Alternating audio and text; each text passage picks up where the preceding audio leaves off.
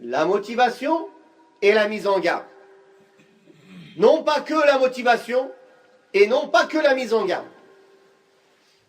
La motivation pour celui qui met en pratique et les récompenses et les bonnes nouvelles qu'on lui annonce, et la mise en garde pour celui qui désobéit, celui qui délaisse le chemin, celui qui dévie.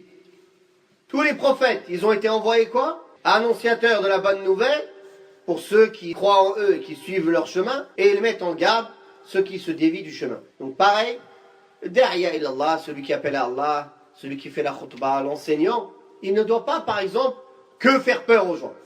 L'enfer, l'enfer, l'enfer, l'enfer, l'enfer, l'enfer, la mort, l'enfer, l'enfer, le châtiment, l'enfer. Il n'y a pas de paradis, jamais de pardon, non.